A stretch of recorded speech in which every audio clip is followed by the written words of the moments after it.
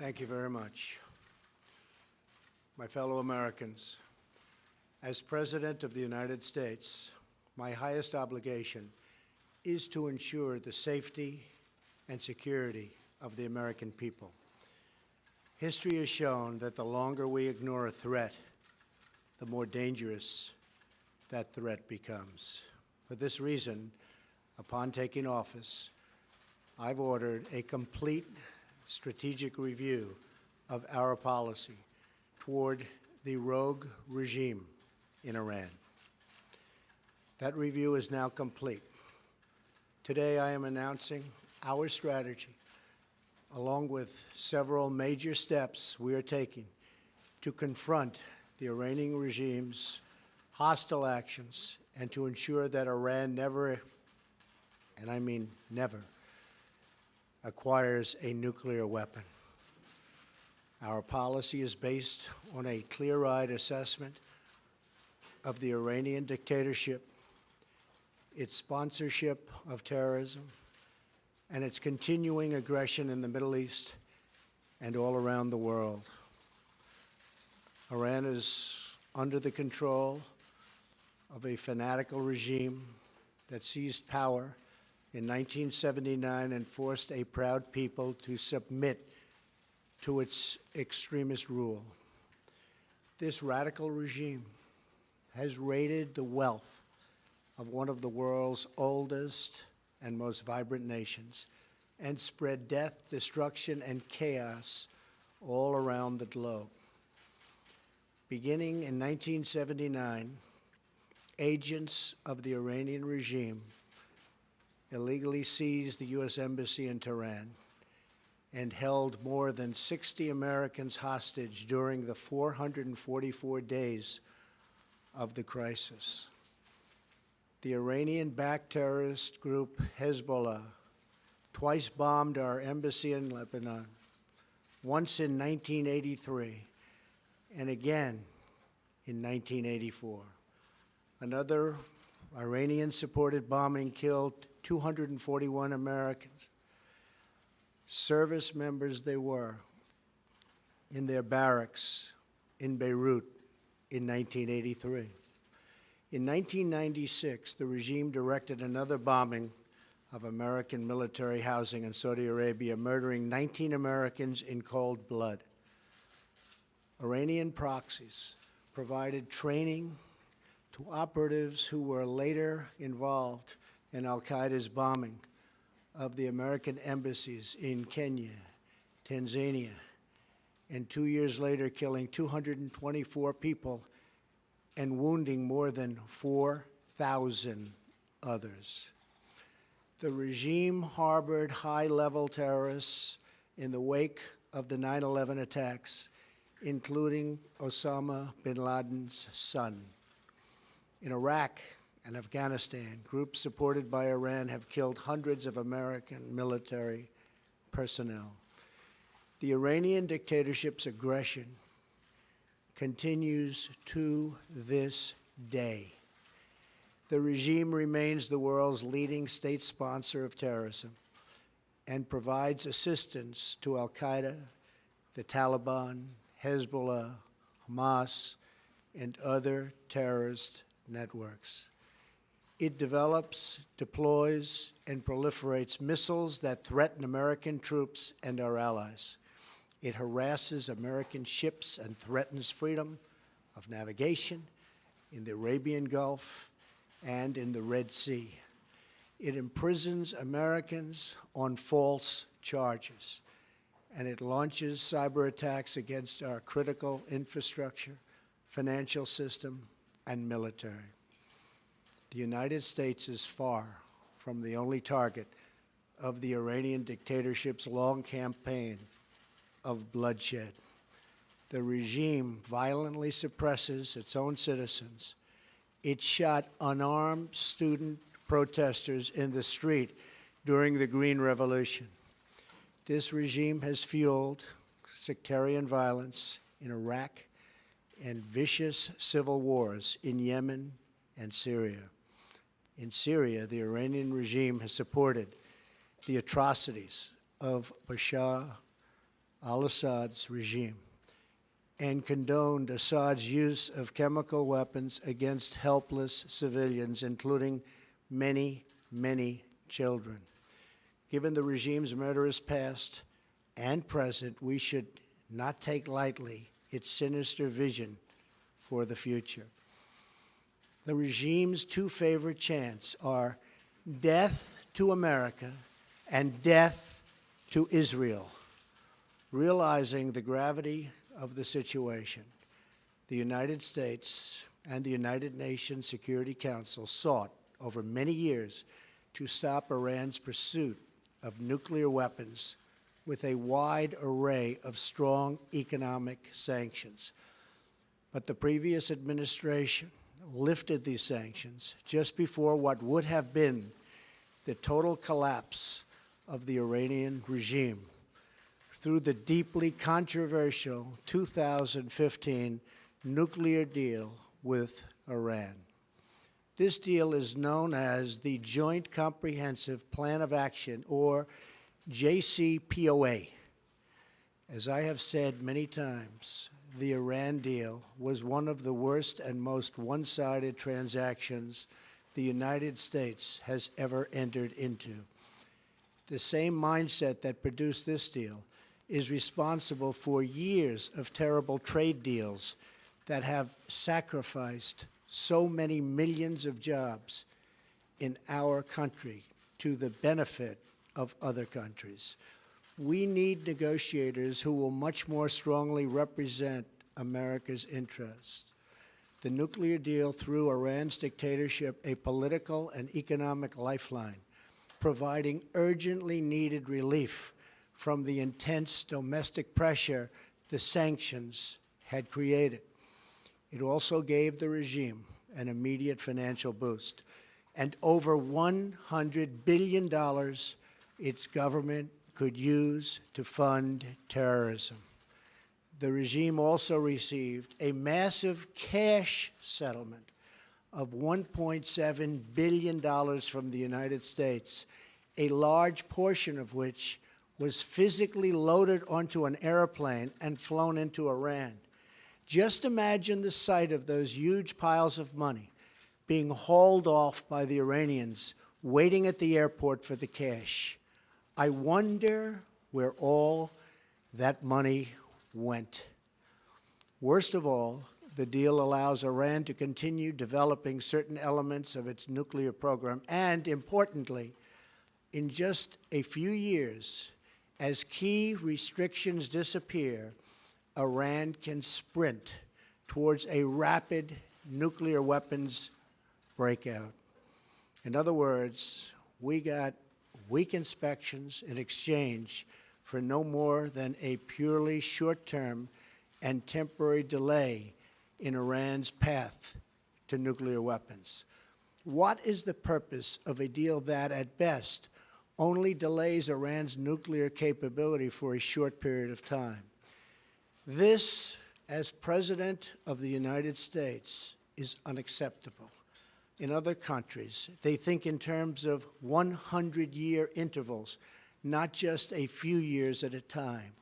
The saddest part of the deal for the United States is that all of the money was paid up front, which is unheard of, rather than at the end of the deal when they have shown they've played by the rules.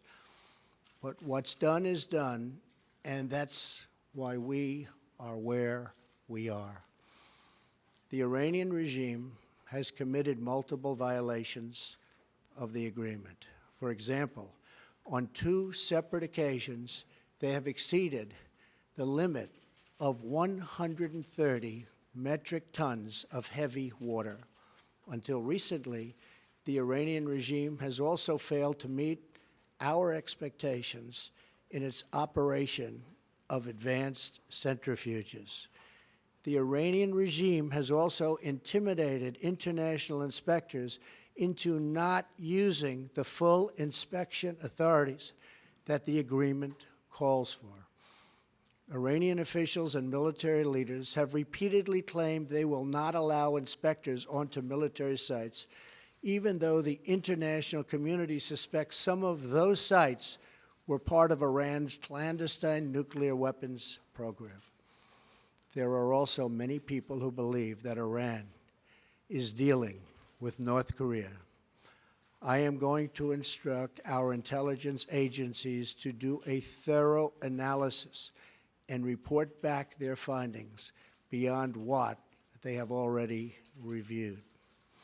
By its own terms, the Iran deal was supposed to contribute to regional and international peace and security. And yet, while the United States adheres to our commitment under the deal, the Iranian regime continues to fuel conflict, terror, and turmoil throughout the Middle East and beyond. Importantly, Iran is not living up to the spirit of the deal.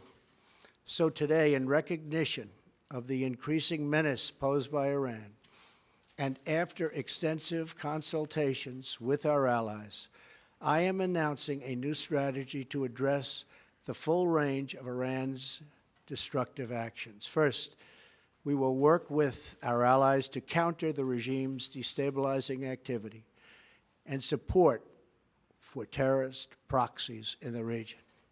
Second, we will place additional sanctions on the regime to block their financing of terror. Third, we will address the regime's proliferation of missiles and weapons that threaten its neighbors' global trade and freedom of navigation. And finally, we will deny the regime all paths to a nuclear weapon. Today, I'm also announcing several major steps my administration has taken in pursuit of this strategy. The execution of our strategy begins with the long overdue step of imposing tough sanctions on Iran's Islamic Revolutionary Guard Corps. The Revolutionary Guard is the Iranian Supreme Leader's corrupt personal terror force and militia. It has hijacked large portions of Iran's economy and seized massive religious endowments to fund war and terror abroad. This includes arming the Syrian dictator, supplying proxies and partners with missiles and weapons to attack civilians in the region, and even plotting to bomb a popular restaurant right here in Washington, D.C. I am authorizing the Treasury Department to further sanction the entire Islamic Revolutionary Guard Corps for its support for terrorism and to apply sanctions to its officials, agents, and affiliates. I urge our allies to join us in taking strong actions to curb Iran's continued dangerous and destabilizing behavior, including thorough sanctions outside the Iran deal that target the regime's ballistic missile program in support for terrorism and all of its destructive activities, of which there are many. Finally, on the grave matter of Iran's nuclear program, since the signing of the nuclear agreement, the regime's dangerous aggression has only escalated. At the same time, it has received massive sanctions relief while continuing to develop its missiles program. Iran has also entered into lucrative business contracts with other parties to the agreement. When the agreement was finalized in 2015, Congress passed the Iran Nuclear Agreement Review Act to ensure that Congress's voice would be heard on the deal. Among other conditions, this law requires the president or his designee to certify that the suspension of sanctions under the deal is appropriate and proportionate to measure and other measures taken by Iran to terminate its illicit nuclear program. Based on the factual record I have put forward, I am announcing today that we cannot and will not make this certification. We will not continue down a path whose predictable conclusion is more violence, more terror, and the very real threat of Iran's nuclear breakout. That is why I am directing my administration to work closely with Congress and our allies to address the deal's many serious flaws so that the Iranian regime can never threaten the world with nuclear weapons. These include the deal's sunset clauses that in just a few years will eliminate key restrictions on Iran's nuclear program. The flaws in the deal also include insufficient enforcement and near total silence on Iran's missile programs. Congress has already begun the work to address these problems.